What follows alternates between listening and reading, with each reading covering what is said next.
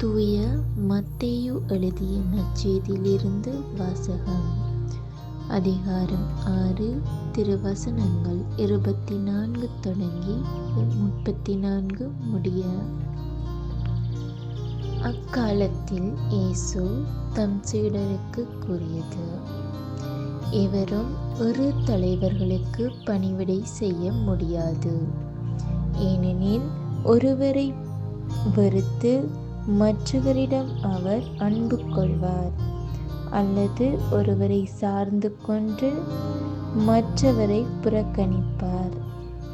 நீங்கள் கடவுளுக்கும் செல்வத்துக்கும் பணிவிடை செய்ய முடியாது.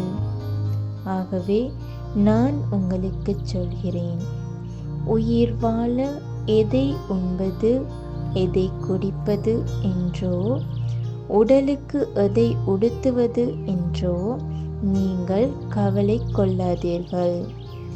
உணவை விட உயிரும் உடையை விட உடலும் உயர்ந்தவை அல்லவா? வானத்து பறவைகளை நோக்குங்கள், அவை விதைப்பதும் இல்லை, அறுப்பதும் இல்லை, களஞ்சியத்தில் சேர்த்து வைப்பதும் இல்லை. உங்கள் விண்ணக தந்தை அவற்றுக்கு உணவு அளிக்கிறார். அவற்றை விட நீங்கள் மேலானவர்கள் அல்லவா? கவலைப்படுவதால் உங்களில் எவர் தமது உயரத்தோடு ஒரு முழம் கூட்ட முடியும்? உடைக்காக நீங்கள் ஏன் கவலைப்படுகிறீர்கள்? காட்டு மலர் செடிகள் எப்படி வளர்கின்றன என கவனியுங்கள். அவை உழைப்பதும் இல்லை, நூற்பதும் இல்லை. ஆனால் சாலமோன் கூட தம் மேன்மையில் எல்லாம் அவற்றில் ஒன்றைப் போலவும் அணிந்திருந்ததில்லை என நான் உங்களுக்கு சொல்கிறேன்.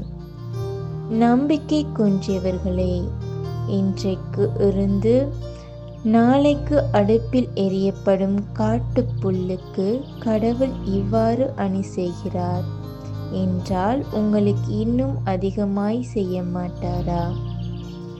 ஆகவே எதை உண்போம், எதை குடிப்போம், எதை அணிவோம் என கவலை கொள்ளாதீர்கள். ஏனெனில் பிற இனத்தவரே இவற்றை எல்லாம் நாடுவர். உங்களுக்கு இவை யாவும் தேவை என உங்கள் விண்ணக தந்தைக்கு தெரியும். ஆகவே அனைத்திற்கும் மேலாக அவரது ஆட்சியையும் அவருக்கு ஏற்புடையவற்றையும் நாடுங்கள். அப்போது இவை அனைத்தும் உங்களுக்கு சேர்த்து கொடுக்கப்படும்.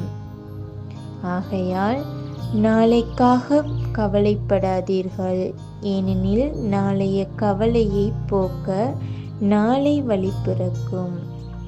அந்தந்த நாளுக்கு அன்றுள்ளே தொல்லையே போதும். இது ஆண்டவர் வழங்கும் அருள்வாக்கு. கிறிஸ்துவே உமக்கு புகழ்.